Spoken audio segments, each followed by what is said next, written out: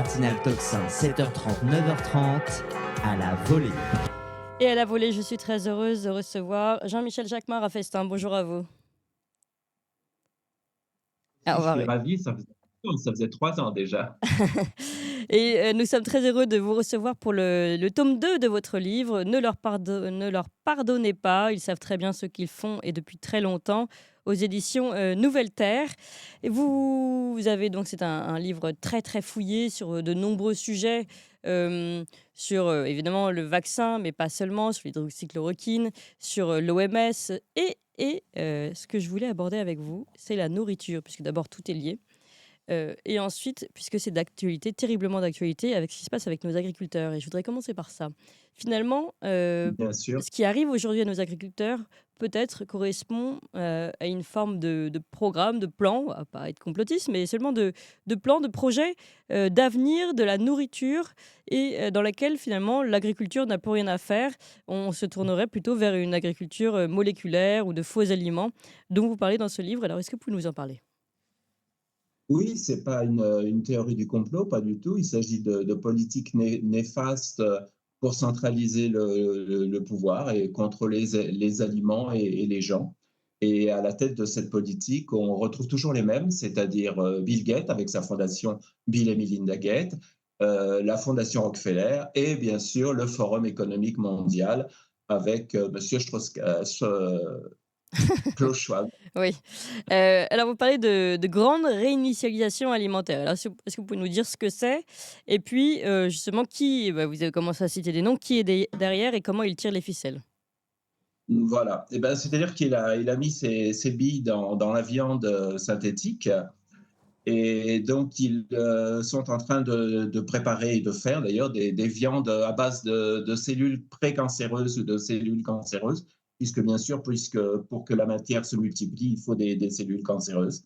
Et ils sont donc en train de travailler là-dessus en prenant soin de Dans ne quel pas alors expliquer. ça c'est Bill Gates.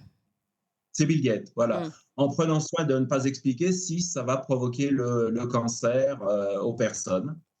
Il y a d'ailleurs un très bon article de la revue Santé Magazine de septembre 2021 qui est passé sous silence parce qu'en 2021, naturellement, on était préoccupé par autre chose, qui explique que ces viandes, qu'il y a une étude qui indique que ces viandes vont provoquer le cancer. D'accord, mais alors là, attendez, là on est quand même sur, d'abord reprenons, Bill Gates donc, tient ses laboratoires donc, de substituts alimentaires, de biologie synthétique. Là vous Oui. parlez du laboratoire Beyond Meat, c'est ça? C'est ça, exactement. Il a même pris des parts dans le concurrent et puis il l'a fait de manière à le faire chuter en bourse Oui, et de manière à rester unique le sur le meneur du projet. sujet. D'accord et donc Voilà. c'est à travers ce laboratoire, qu'il y a peut-être aussi une mise en œuvre d'un projet qui est donc celui de diriger, l'ensemble des citoyens vers, ce genre de nourriture, moléculaire, de synthétique. Hem, C'est plus qu'un projet puisqu'ils ont prévu que ça pouvait leur rapporter 3 000 milliards de dollars. Donc d'accord, ils travaillent vraiment dessus. d'accord. Et afin de ne pas répondre aux questions sur ce que ça pourrait provoquer, ils ont répondu que la voie la plus probable pour les entreprises pour mettre plus de gens à l'aise, afin d'obtenir les approbations gouvernementales, c'était de mettre les produits dans les assiettes sans donner aucune explication. C'est la réponse qui a été faite à la FDA. D'accord. Donc, finalement, vous nous dites le projet ici, il est purement économique ou il est aussi idéologique sur, la mise en place de ces viandes, biologiques? Enfin synthétiques, je veux dire. Avec Bill Gates, c'est toujours économique, mais c'est surtout idéologique. On ne peut pas parler de ce sujet sans évoquer le chapitre précédent du livre, le Climarnac, bien sûr, puisqu'il s'appuie sur le CO2. Alors, il faut quand même préciser que les viandes qui sont faites à base de soja, pour 1 kilo de viande de soja, ça produit 2 kilos de CO2. Mmh. Et les viandes qui sont faites à base de pois, pour 1 kilo de viande à base de pois, ça produit 4 kilos de CO2. Par contre, ce que l'on oublie de dire et ce que l'on tait surtout, ce sont les pâturages de White Eight Pâturage, qui eux font un bœuf formidable, qui pour 1 kilo de bœuf produit, pompe 3,5 kg de CO2, c'est-à-dire qu'il est en négatif. Donc, c'est la preuve que l'on peut produire de la bonne viande tout en réduisant le CO2. Oui, mais Entre là, parenthèses, Jean-Michel Jacquemin il faut quand réfléchissant. même Oui, préciser oui, que le CO2 ne représente que et oui, 0,04% dans l'atmosphère et qu'à 0,02, la nature, elle meurt. Il oui. faut quand même préciser qu'à l'époque des dinosaures, il y avait 4 fois plus de CO2. Oui, en fait, ouais, c'est ça. Vous jouez avec leurs règles en vous mettant en comparant le CO2 émis par la vache et émis par, le champ de pois ou je ne sais trop quoi ou le soja, mais parce que ce sont eux qui ont imposé entre guillemets «ce narratif».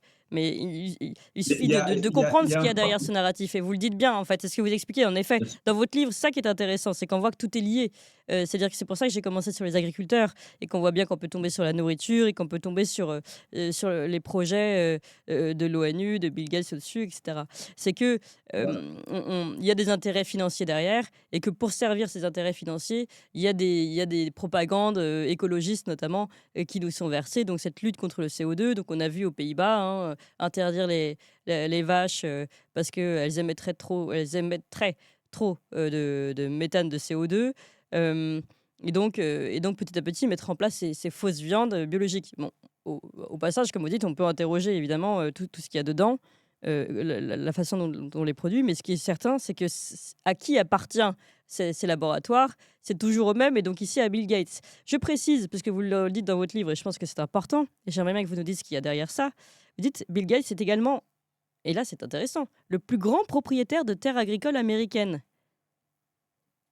Il a, depuis Exactement. 2021. Voilà, il a même racheté l'année dernière énormément de terres dans le nord des États-Unis, ce qui est quand même curieux pour quelqu'un qui veut supprimer les cultures et les remplacer par des produits sophistiqués, OGM synthétiques. Oui, et ça, c'est ce qu'on peut trouver Ce qu'il faut dans le préciser, site de ce qu'il faut Children Health préciser Defense, hein, vivement, vous avez parlé du méthane, effectivement, produit par les troupeaux. Ce qu'il faut préciser quand même, c'est que le méthane ne dure pas dans oui, l'atmosphère, tout à fait. alors que le CO2 s'installe pour des centaines d'années. Non, mais on À avait peu déjà fait près cette émission, en effet, sur le méthane et le faux discours, on va dire, des écologistes. Je voudrais, alors, selon vous, ça veut dire quoi, ça, que Bill Gates, qui, donc, on a bien compris, a anéanti son concurrent de viande moléculaire, enfin, qu'on ne devrait même pas appeler viande, mais bon, c'est pour se comprendre, de substitut alimentaire ressemblant à de la viande moléculaire, euh, qui, en même temps, devient le plus grand propriétaire de terres agricoles américaines. Et là, encore une fois, on cite des sources, hein, childrenhealthdefense.org, c'est-à-dire c'est ultra sérieux. On n'est pas dans le complotisme. Donc ça veut dire quoi, ça? Non, non, tout est sourcé très sérieusement. Eh bien, on peut se poser la question, Bill Gates veut-il aider ou Bill Gates veut-il se rendre simplement, suggérer qu'il est indispensable et que c'est lui qui apporte les solutions? Par contre, on retrouve, avec ce programme, on retrouve les problèmes de nos agriculteurs actuellement. J'ai parlé de Bill Gates, mais j'ai parlé du Forum économique mondial. C'est du forum de l'année dernière, de janvier 2023, qu'ils ont décidé qu'il fallait absolument nous supprimer la viande. Et qu'est-ce qui s'est passé en 2023? L'Irlande du Nord doit supprimer 1 million de têtes d'ovins et de bovins.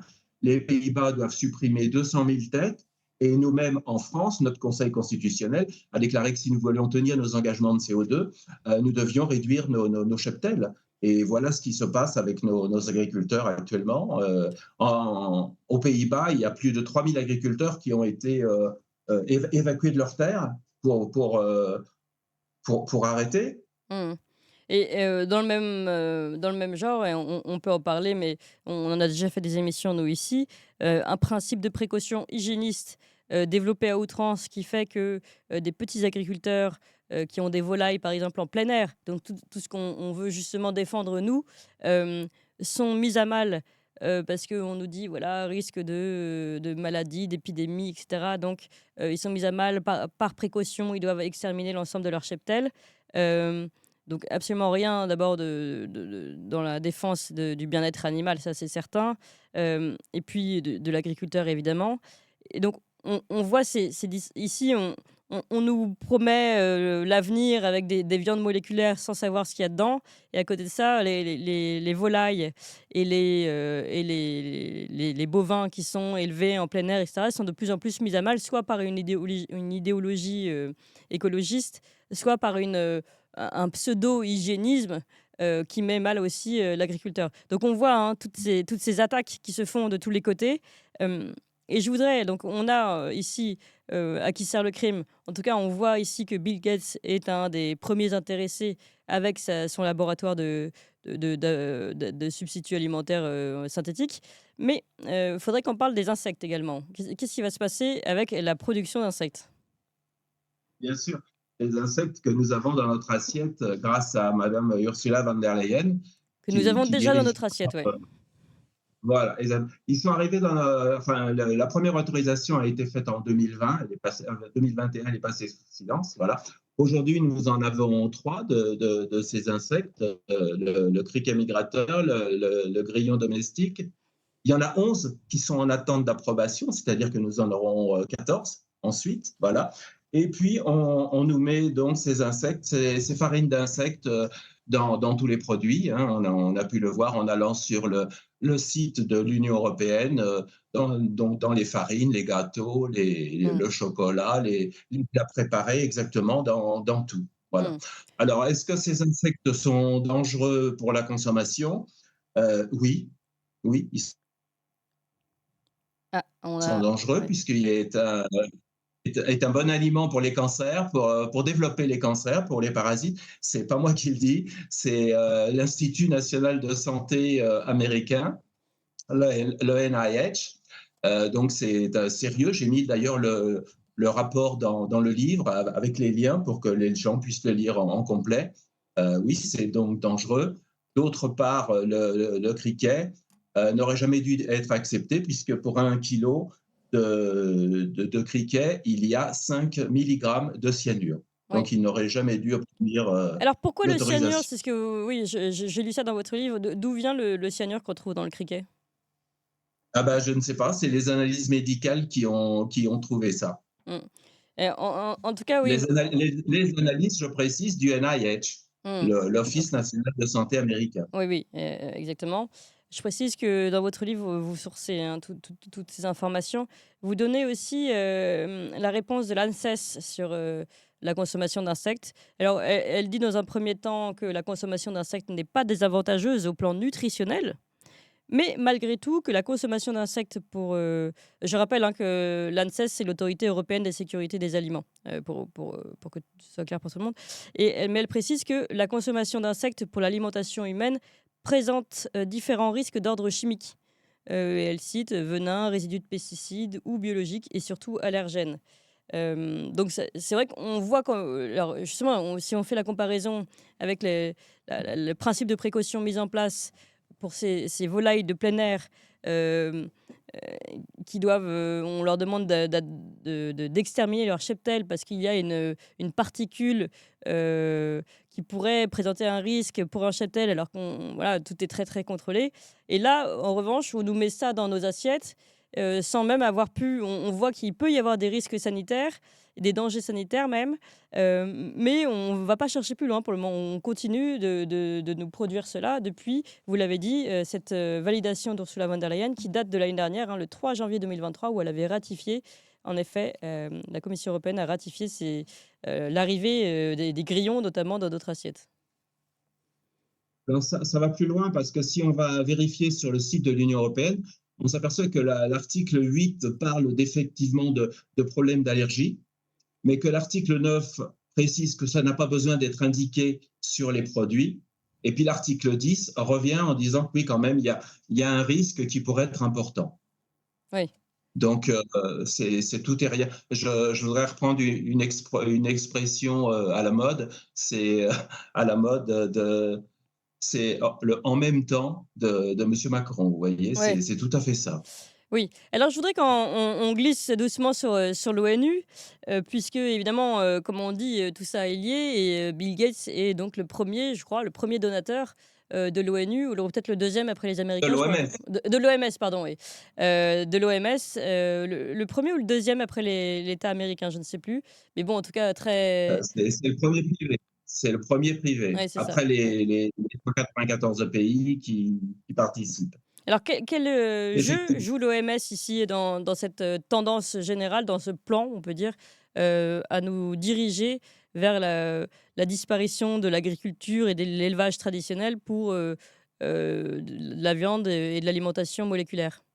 Quel est le rôle de Eh l'OMS? bien, c'est très simple puisque l'OMS doit 80% de ses fonds au privé, dont Bill Gates est le premier donateur par sa fondation Bill et Melinda Gates, mais également par le Gavi, qui est une de ces fondations qui dépend de la fondation Bill et Melinda Gates. Il impose, on l'a vu déjà avec le Covid, c'est lui qui a imposé la politique sanitaire pour le Covid, puisque 15 jours avant, on pouvait lire sur le site de sa fondation ce qu'il fallait faire, et que 15 jours plus tard, Tedros Ghebreyesus, qui est le directeur de l'OMS, Mmh. a repris exactement les mêmes termes. Donc on voit qu'il a bien obéi à son maître. Donc c'est bien Bill Gates qui donne ces indications, comme il avait donné les indications sur la pandémie qui devait arriver, et comme en décembre dernier, il nous a parlé de la prochaine pandémie qui doit arriver Maladie et qui X. sera encore plus dangereuse. Mmh. Voilà, ils sont bien placés pour le savoir, je crois, puisqu'ils préparent tout ça depuis très longtemps. Mmh. Donc, au final, on voit bien que tout ça, devrait servir, des intérêts, privés très importants. Vous rappelez aussi, on peut le citer, que les ventes, de semences exclusives sont tenues aussi par des groupes, des multinationales telles que Bayer, Sinochem, BASF et cetera et que, on voit bien à chaque fois les intérêts privés, derrière des discours, bien tenus, de défense de l'écologie. Et finalement, que reste-t-il à nous, petits citoyens? On se dit: «On va voter et cetera, on veut défendre les agriculteurs qui manifestent», mais on voit bien que tout ça est dans un jeu beaucoup plus important que celui qu'on ose imaginer et à quel moment on peut jouer dans cette partie? Bah, oui, effectivement, c'est aux mains de 4 groupes qui détiennent à peu près 60-65% des ensemencements dans le monde entier. Et ça va même beaucoup plus loin aux États-Unis, puisqu'ils détiennent de A à Z, c'est-à-dire les graines, les semences, les produits, et ça va même jusqu'aux petites épiceries, puisqu'ils ont racheté des petites épiceries. Vous Ils ont parlez de commencé quel par groupe là? acheter Oui. les 4 que vous venez Mmh. de citer. Bayer, Dow DuPont, Sinochem Oui, et Bayer qui BASF, a ouais. racheté Mmh. Monsanto, faut savoir, Sinochem, le chinois, Mmh. Dole, Mmh. voilà. Et donc, ils contrôlent absolument tout. Qu'est-ce que l'on peut faire, nous, à notre niveau? C'est assez difficile.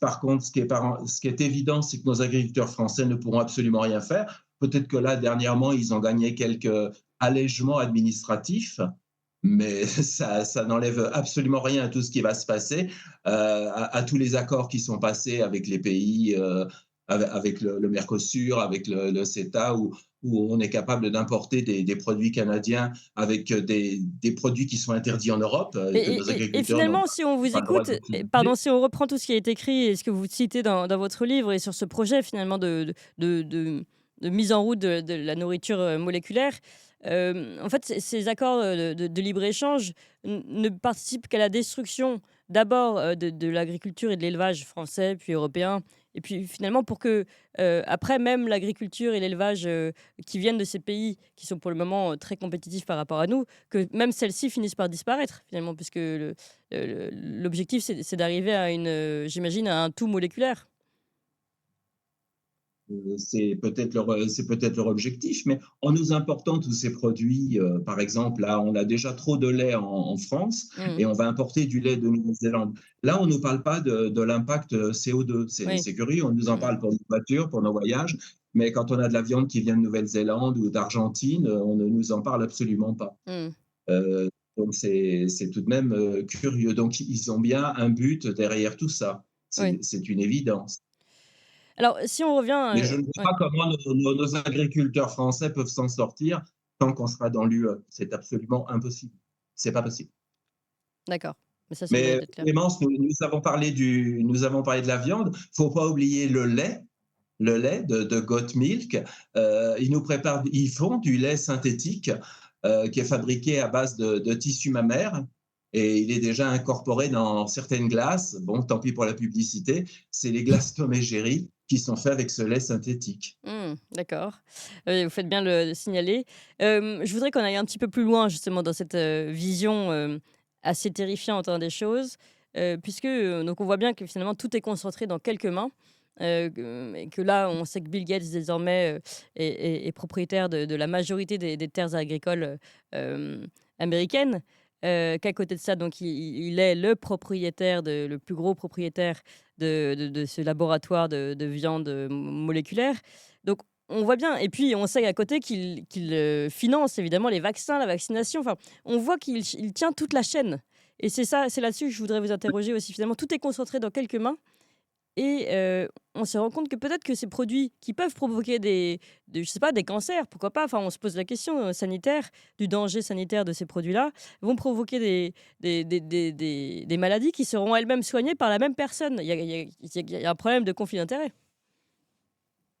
C'est ça le cycle, c'est de rendre les gens malades, de les soigner avec des médicaments qui sont produits par les laboratoires pharmaceutiques, mais qui vont déclencher d'autres maladies. On l'a bien vu avec cette injection. Je suis désolé d'en parler, mais les effets secondaires suite à l'injection sont énormes. La surmortalité dans tous les pays qui ont vacciné est très importante. Ça va jusqu'à 20-25% pour certains pays. La baisse de natalité, c'est pareil. Or, je démontre dans le livre, puisque j'ai eu la chance d'avoir des études qui m'ont été transmises par le bras droit du professeur Raoult, le professeur Philippe Parola, et je l'en remercie, où ils m'ont donné des études. Donc, il y en a deux qui sont dans le livre, et on voit bien en Afrique, puisque l'Afrique, la plupart des pays ont soigné avec Oui. l'hydroxychloroquine, on voit que les deux pays qui ont le plus vacciné, c'est-à-dire l'Afrique du Sud et le Maroc, ils ont les mêmes problèmes que les autres pays. Par contre, les autres, ceux qui ont soigné à l'hydroxychloroquine, n'ont absolument aucun problème. Et j'ai trouvé les chiffres de l'Algérie qui a très peu vacciné. Et justement, ils n'ont l'année dernière, enfin pour l'année 2022, puisqu'on n'a pas les chiffres 23, ils n'ont eu aucune surmortalité. Au contraire, il y a une surmortalité qui est en baisse et ils n'ont absolument pas eu de baisse de natalité, contrairement à la France où déjà pour le premier semestre 23, on avait 7% de baisse de natalité. Mmh. Donc ces injections ont bien produit de gros problèmes d'effets secondaires. En Angleterre, vous avez un article du NIH qui explique qu'il y a 1 million de personnes vaccinées qui sont décédées suite à des problèmes cardiaques. D'ailleurs, l'ONS anglais, l'Office National of Statistics, qui publiait des statistiques toutes les semaines, a réduit à ces statistiques, à les informer tous les mois.